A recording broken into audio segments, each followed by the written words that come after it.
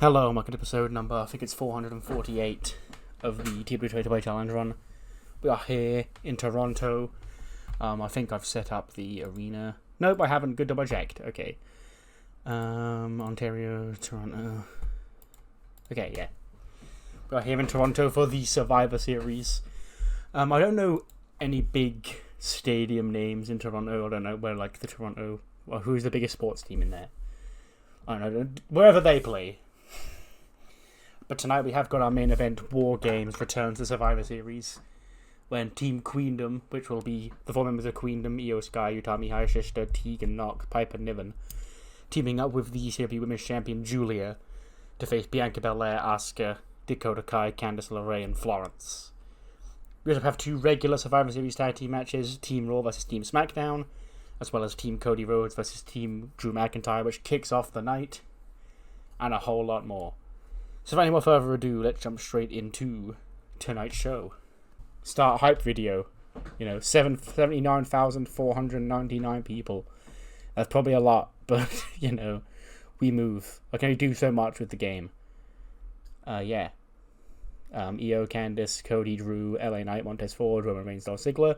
Because, of course, those are the other two world title matches I didn't mention. LA Knight versus Montez Ford, Do or Die. Ornaments are in the shark cage for the World Heavyweight Championship, and Roman Reigns versus Dolph Ziggler versus Warden for the ECW Championship. But kicking us off tonight will be the first entrance we see of the night is the hometown boy Edge. We haven't seen him since SummerSlam, but he's back here in Toronto, his hometown. Him, Cody Rhodes, and the New Day take on Drew McIntyre, Christian, and Imperium. Of course, that being Gunther and the Raw Tag Team Champions, Ludwig Kaiser and Giovanni Vinci. Which takes us through the match. The match gets a 96. Okay, I'll take that. Yeah, I don't know. I didn't know what to expect. I just want to check how the game's done the elimination order here.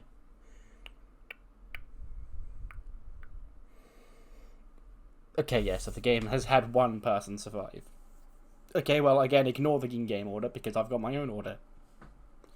So the match, probably starts off with Edge in there with Ludwig or someone. He gets the heat over Ludwig, and he eventually does tag out to anybody. Doesn't really matter who he tags out to. Because the match will then go on for like 15 minutes, and then Christian would get tagged in. And he's, like, unloading on Kofi Kingston or someone. But then Kofi does make the tag, and he tags in Edge. And then we get the spot where Christian completely comes to a halt as Edge steps into the ring. You can see there's a little bit of hesitation on Edge's face because, it's Christian. But also Christian is a dick. And Christian walks up to Edge and he goes to hug him. Ends up slapping him in the face or spitting in his face or whatever. And then when Edge tries to get his hands on Christian, Christian slides out of the ring and he sprints through the crowd. And he doesn't return. He ends up just getting himself intentionally counted out. This is fairly early on into the match as well. So... Team Drew's already down a man. And nobody got pinned for it. And the next to go is Ludwig Kaiser of Team Drew. He gets pinned by a spear. We've got to give Edge a hometown pin. So he spears Ludwig. He gets the pin on Ludwig Kaiser. And then the babyfaces are up 5-3. And yeah, that's when chaos sort of does break out. Giovanni Vinci, he's going to work on Kofi Kingston and Big E. When out rush Shanky and R-Truth, and they distract, Imperium at ringside. Gunter gets distracted. He goes, "Hey, what you doing? Get out of here, you big idiots, you silly people." Which allows Vinci, who's then going for a moonsault. He hesitates for a long enough time. Big E catches him out of midair into a big ending, and Big E pins Giovanni Vinci. The babyfaces go up 5-2. So it's now the entire Team Cody against Josh, Drew, McIntyre, and Gunter. And then Gunter, of course, he goes to town on Kofi and Woods when eventually Big E is tagged in. And... No, I've got that wrong. He goes to town on Kofi and Woods, eventually pinning Kofi Kingston. Yes, so Kofi's out.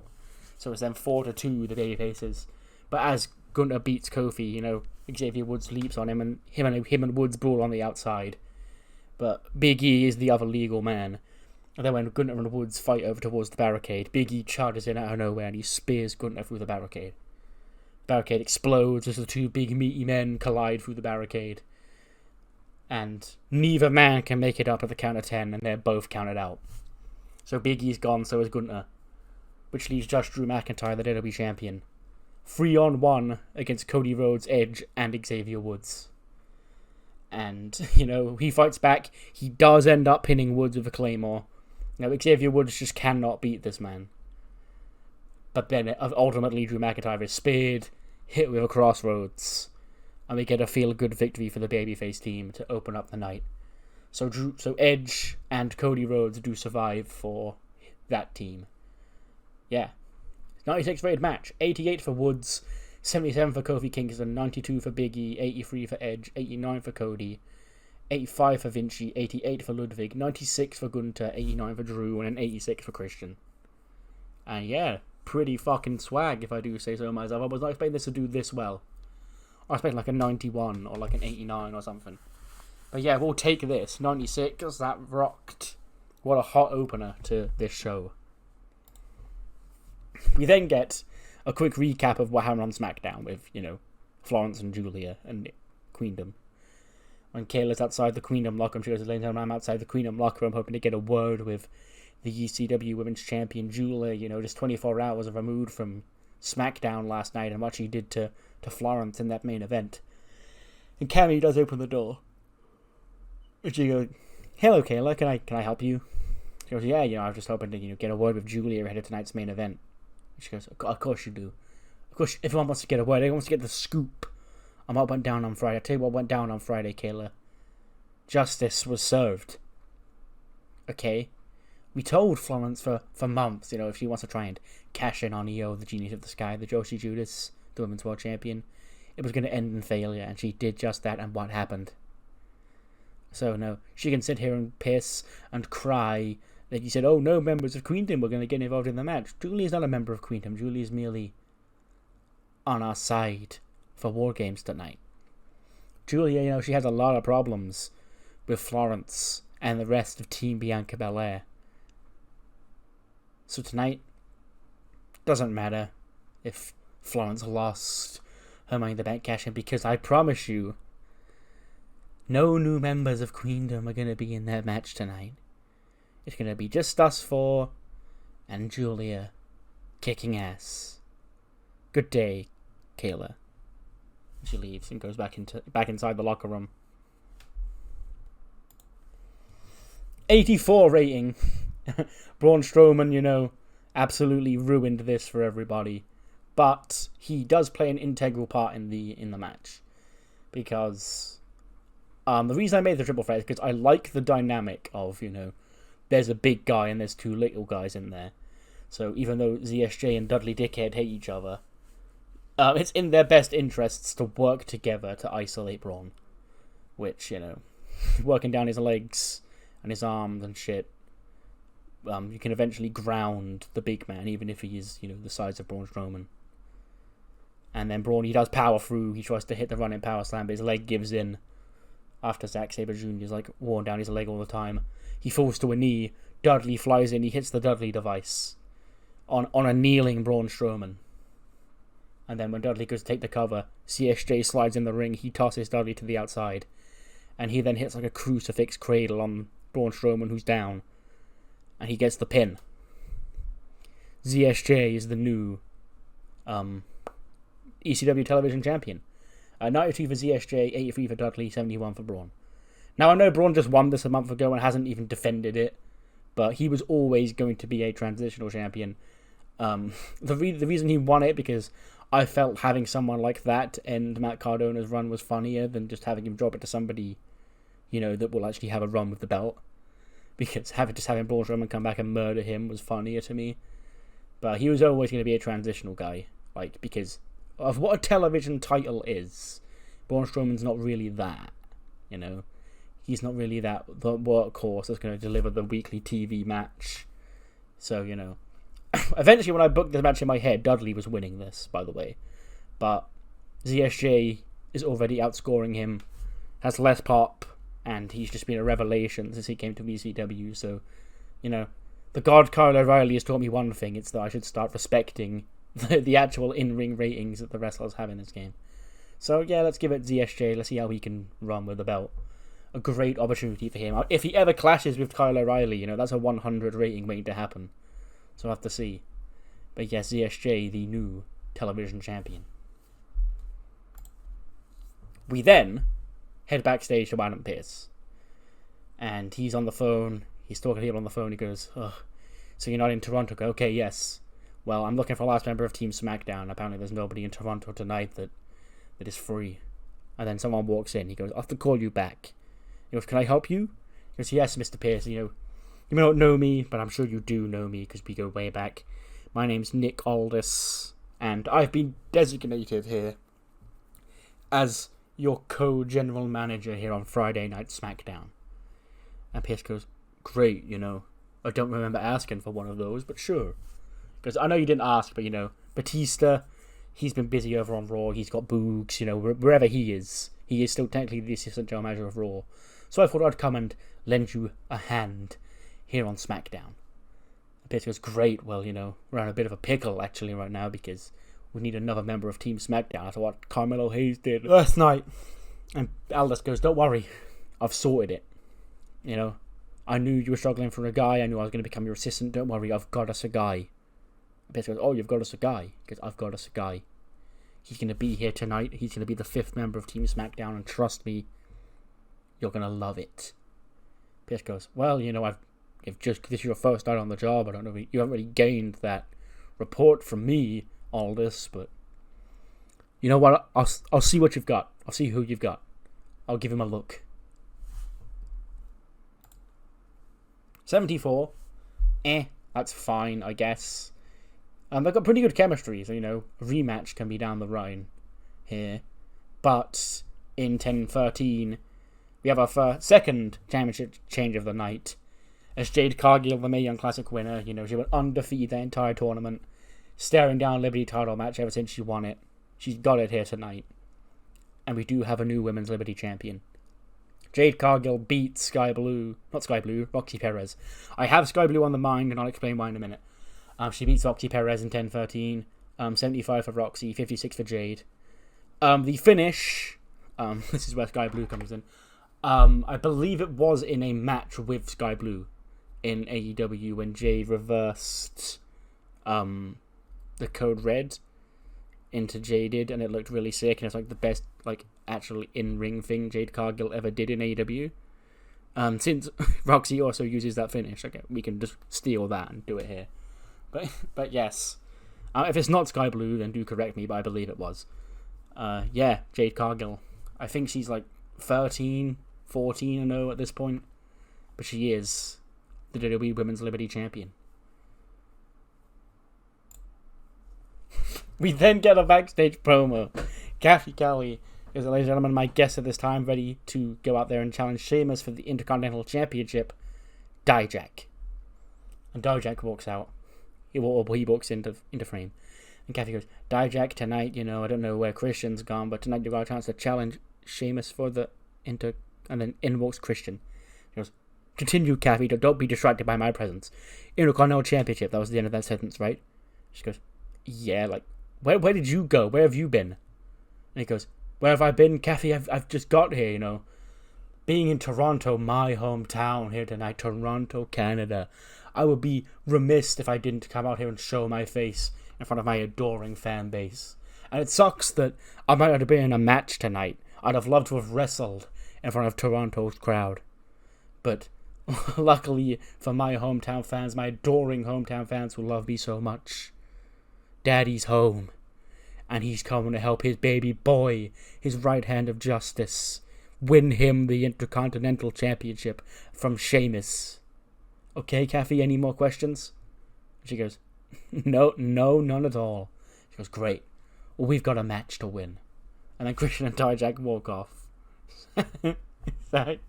Christian, you know, what are you talking about? You know, why are you implying that we've seen him tonight already? This is his first time we've been on this pay-per-view, of course. That match gets an 85. Apparently the chemistry's off. which I call bullshit on because Sheamus versus Dijak would rule so much in real life. And it goes 13:46. Because of the chemistry notes, 77 for Sheamus, 73 for Dijak, but even still, an 85 for getting ding like that is really good. And in the end, Christian does hit Sheamus in the back of the head with the belt.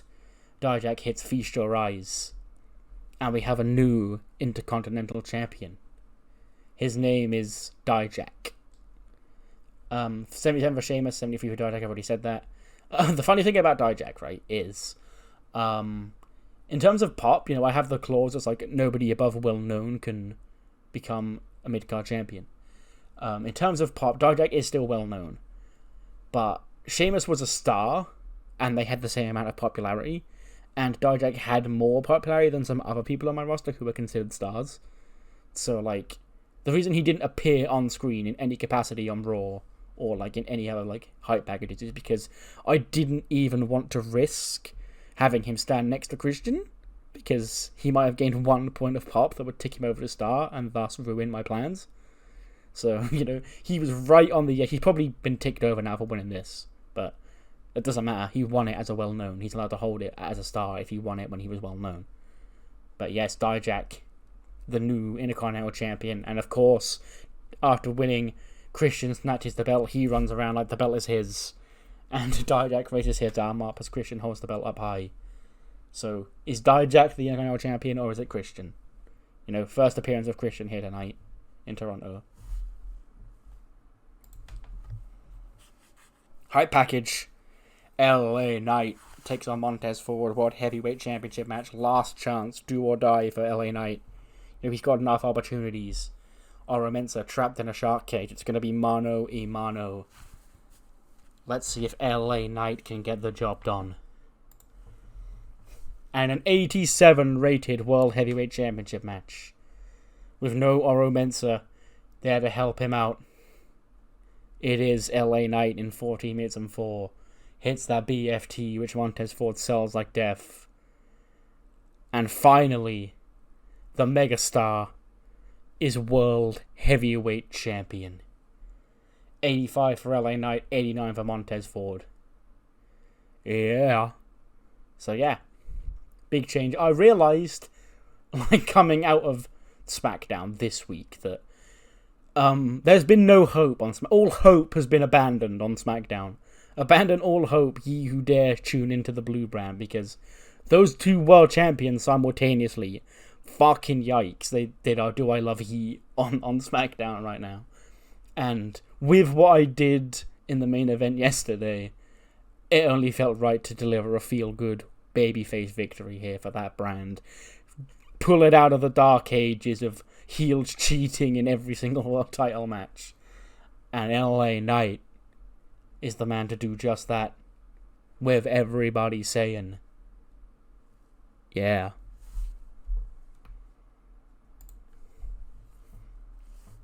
Yeah.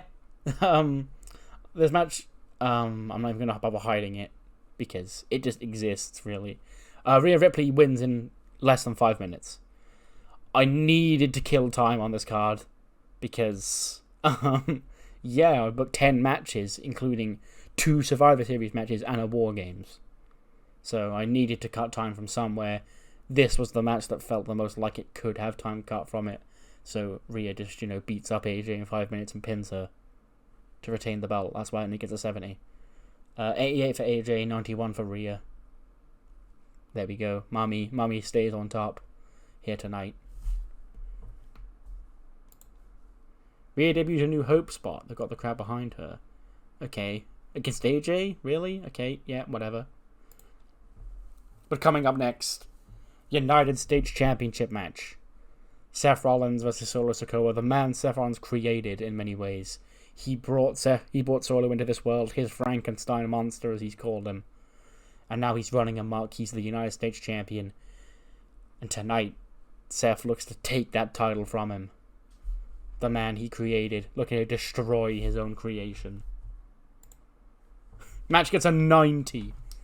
Solo Sikoa is now in a 90 rated pair. He's already had a 99. So, he's already had a 90. He's in a 90 rated match. Yeah, him and Seth were 50% of a match that got a 99 rating back in February, so I shouldn't be shocked at this. 13 minutes and 7 seconds. It is Solo who does stick the thumb in the throat of Seth Rollins, pinning him to retain the United States Championship. Seth gets a 96, a 75 for Solo. The fall, no pun intended, of Seth Rollins has been rather tragic. Ever since he's won a couple of matches. I think he beat Miles Bourne, and he definitely beat somebody else when he was a heel. He still kind of is a heel. He's a tweener. I'm always he's been feuding with strictly heels for months, but he's still been a tweener because there's a very, very, very specific reason why I'm hesitant to fully turn him babyface, which will become clear in about a month or two. But yeah, he's won, as I was saying, he's won like a couple of matches here or there on SmackDown, but when it really means something, he's a choke artist right now, including losing to Solo Sikoa clean here tonight at Survivor Series, as Solo retains the US title. Then cut back, Adam Pearce is backstage in his office with all the members of Team SmackDown, Ilya, Swerve, Kevin Owens, Sami Zayn. And he's gassed up. He said, we haven't found a fifth guy. It's a struggle finding somebody who wants to be on the team in such short notice. But don't worry, this man here, Nick Aldis, he's apparently my new assistant co-GM here on SmackDown. And he says he's got a guy. And Kev goes, well, what do you mean he's got a guy? Well, why can we trust him, okay? I've never seen him before in my life. Why should I listen to orders from this guy? He goes, I understand that you don't trust me right now, but come the end of tonight you will, because there will be a fifth guy here on SmackDown. You're going to love him. He's going to lead Team SmackDown to victory in the Survivor Series tag team match. That tag team match I think is up next. Gets a 92, okay. That's not as good as the first one, but yeah, a lot of moving parts. Apparently Rey Mysterio is the weak link, which, sure. It is Team Raw, which consists of Randy Orton, AJ Styles, Finn Balor, Rey Mysterio, and their newest member of the Raw roster, Carmelo Hayes, taking on Ilya Dragunov, Kevin Owens, Sami Zayn, Swerve Scott, and a fifth man yet to be announced. So, out come Team Raw first, then out come Team SmackDown. There's all four in the ring. But nobody shows.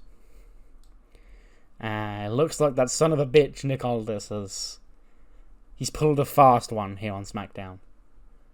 Because there's no member of Team SmackDown. There's only 4 guys. So, the bell rings, 5v4. The match starts. That's the full match. There's no point waiting for another member of Team SmackDown if there isn't one. But Team SmackDown do eventually level it up. When Swerve Scott scores the first elimination of the match, he pins Rey Mysterio with a swerve stomp to put Team SmackDown on level playing field at 4-4. The next to go, it becomes 4-3 to Raw. AJ Styles hits Sami Zayn with the phenomenal forearm, and he's out. The next to go, the other SmackDown Tag Team Champion, Kevin Owens, is pinned. Carmelo Hayes hits nothing but net. He pins Kevin Owens. It's now 4-2 in favor of Raw. But Swerve and Ilya are low-key the MVPs of this team. Swerve Scott levels it up to 3-2. He pins Finn Balor with a swerve stomp as well.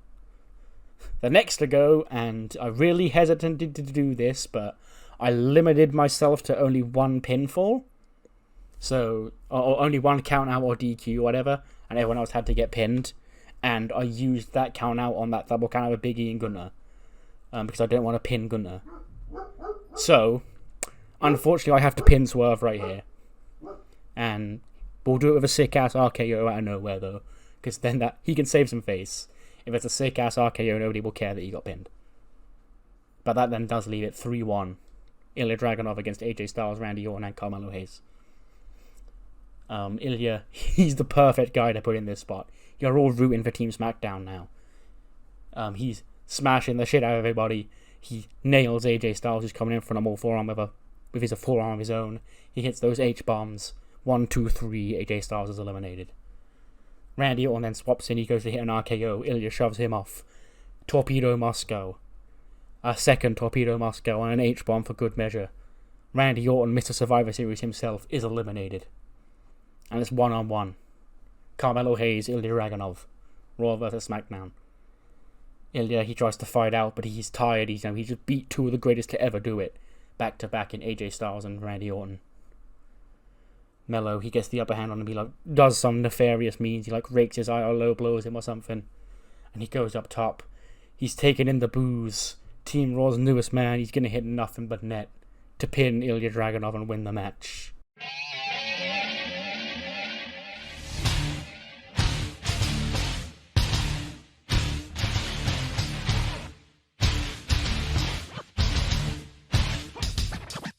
When out storms the beast. Brock Lesnar storms out. He storms up the ramps. He stands on the apron. He orders for a tag. Or actually, even better. Ilya's down. Imagine he's doing that nothing but net tease in the corner of Team SmackDown. So as soon as Brock comes out, he shoves Carmelo Hayes off the top. He lands on his feet, rolls through. But then when he gets back up to his feet, Brock's tagged himself in. And Mello rushes up to go to Brock. He gets hit with a German. Gets hit with another German, and then an F5, and then Brock Lesnar pins Carmelo Hayes to win for Team SmackDown. So the two sole survivors for Team SmackDown are Brock Lesnar and Ilya Dragunov. They are not only cement that SmackDown is the A brand, but also both of them have earned a championship opportunity of their choosing. Brock Lesnar now has a free title match in his back pocket, so does Ilya.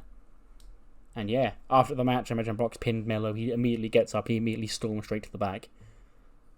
And Ilya's getting to his feet, sort of looking in confusion, going, "What the fuck? Why did Brock come out here?"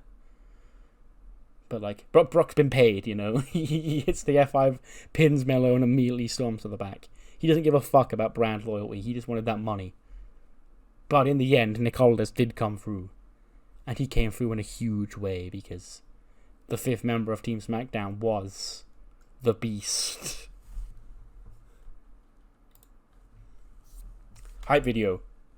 3-way ECW Championship. Dolph Ziggler, Roman Reigns, Warden. Ziggler won that title at SummerSlam, the inaugural champion, at least of this lineage.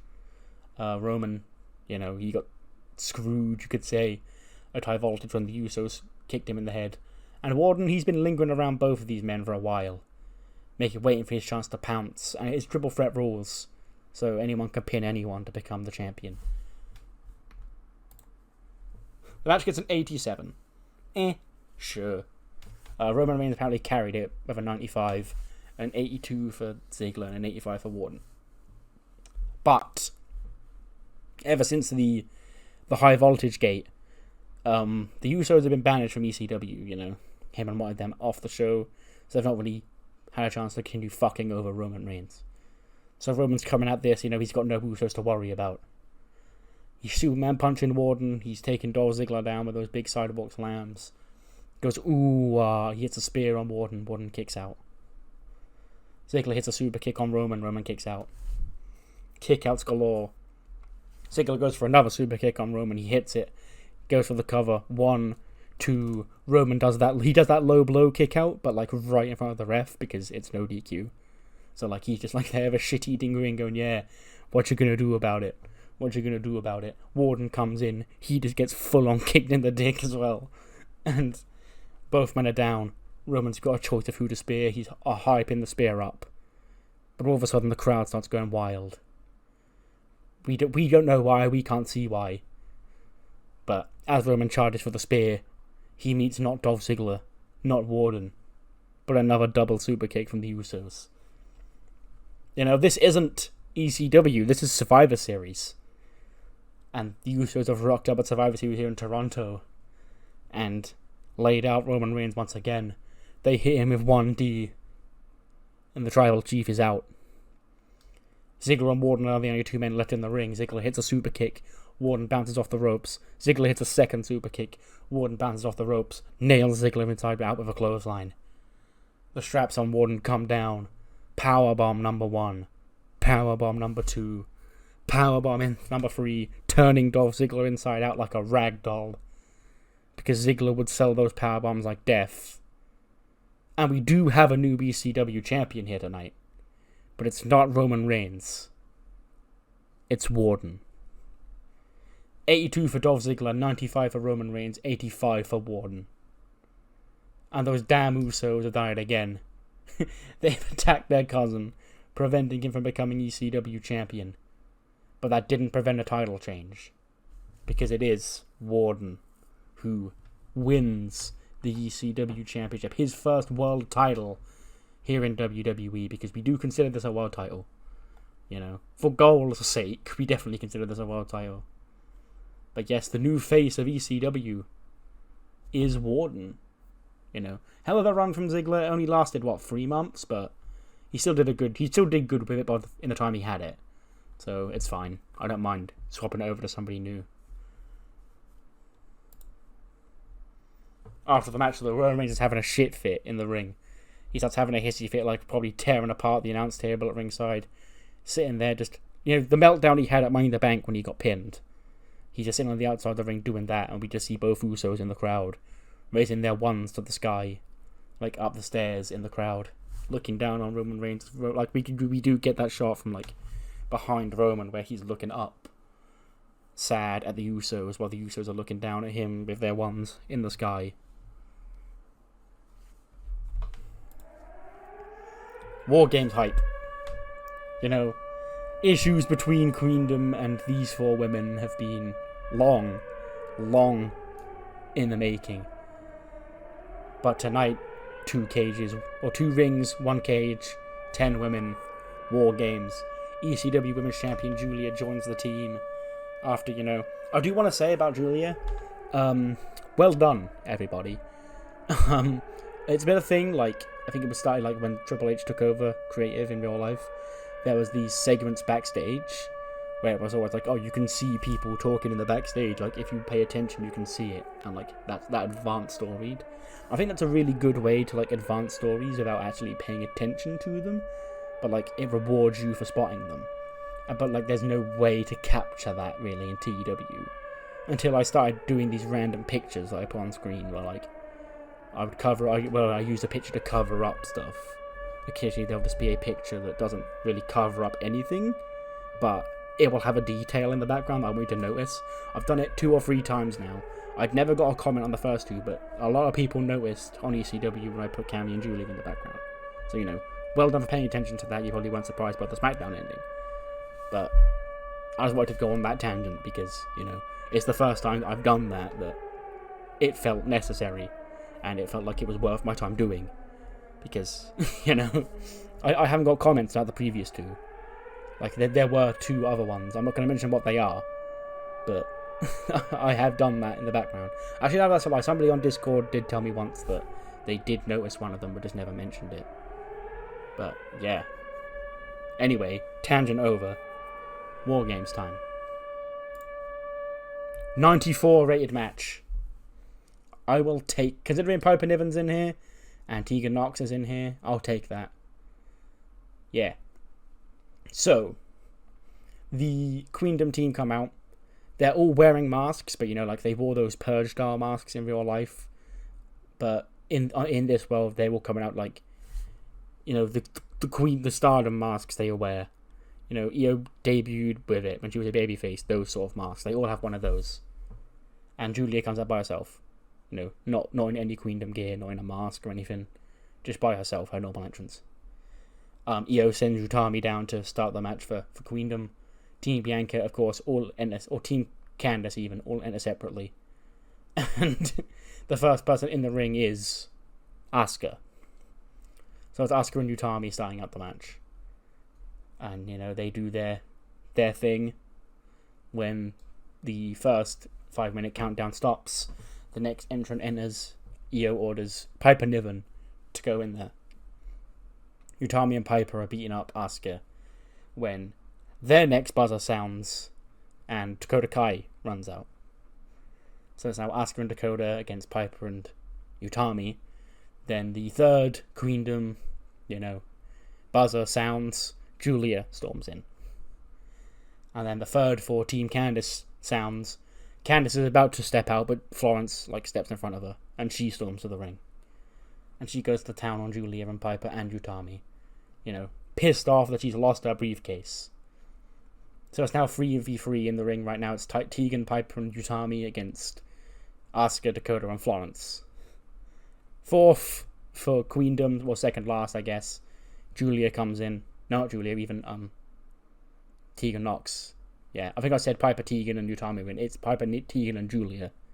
But no, it's not. It's Piper, Utami, and Julia. Tegan comes in 4th. And then we have Io as the only person in the cage for Queendom, whereas we've still got 2 left to come in for the babyface team. It's Dakota Kai and Candice LeRae. No, it's Bianca Belair and Candice. Fuck, I'm having a bad run at this today. It's Bianca and Candice. And of course they're arguing. And the door opens, nobody steps out. And Bianca goes, girl, I want to wait till last, you know. I'm the game changer here, so get your ass out of here. And she's like, well, I'm the captain, so why don't you get your ass out of here? She goes, oh, you always want to be the center of attention, huh, Candice, huh? Well, I'm the real game changer. And she's like, fuck it, I'll go. So Candice storms out. Bianca's the last one in the cage. That is then when Io does come in, probably doing the trash can dive. And then the final person in for Team Candice is Bianca Belair. She's going to grab a weapon, but she decides not to. She storms in the ring, let the war games begin. She whips Piper with her braid, whips Tegan with her braid, and starts running wild. You know, we do get the spot. You know, they did it with Becky and Charlotte in real life. The old... Who was the original? Was it Luger and somebody? The old babyface and heels don't get along, but they hug in the cage spot. In the end, Bianca and Candice would have that brief hug where they end up on each other's good books and then end up teaming up to hit a move on somebody. But it is, you know, in the end, it comes down to one ring, the left ring, has Io in it and Tegan Nox in it. And they're confronted by Candice LeRae and Dakota Kai. And, yeah. Dakota runs in, she kicks Tegan in the head. Tegan goes down to the corner. So then it's just Dakota and Candice with Io up against the cage wall. And Io has been isolated from the rest of her queendom. And Candice and Dakota, they both have kendo sticks. And they're going to start wailing on Io Sky. When Candice is cracked on the back by Dakota Kai's kendo stick. And immediately after doing this, she like drops it on the floor and just falls to her knees. Like holding her head in her hands, like covering her mouth. Like, what have I done? Immediately like showing regret for what she just did. Probably backs into the corner, like is sitting in the corner, holding back on the verge of tears. But Io does hit the moonsault on Candice LeRae. And gets the pin.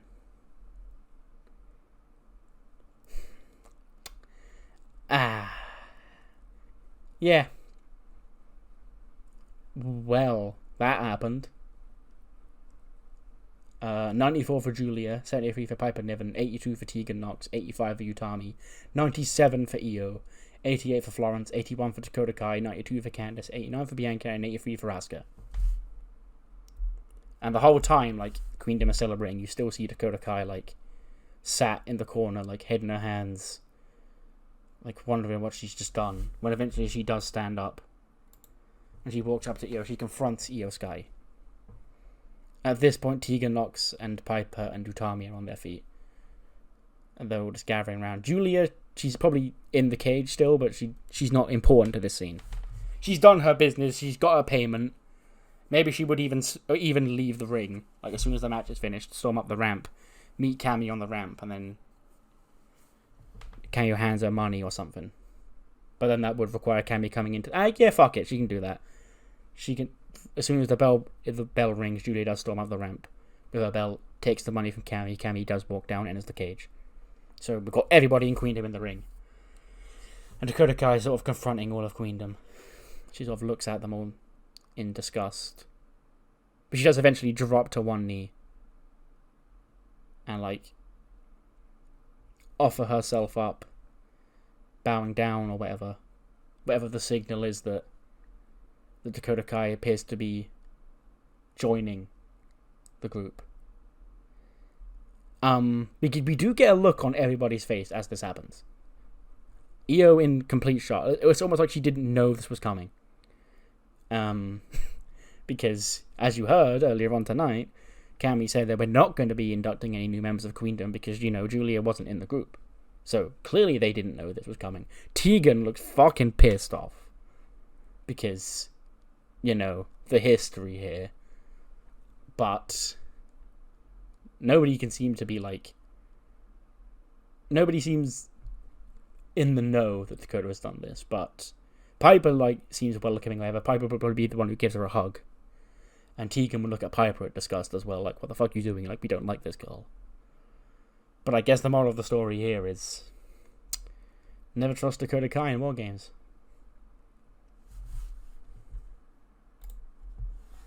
$99. Yeah. Pretty big show. A lot of things moving forward towards December and beyond. A lot of ramifications that'll be felt for, let's call them 5-6 months-ish, hypothetically. Yeah. What matters more is what you thought of the show. Do let me know what you thought in the comments below, and I'll see you next time for Raw, where we do know we will have Sasha Banks versus Bayley, as well as Aleister Black versus Johnny Gargano. Big show for the black and gold NXT fans among us. See you then.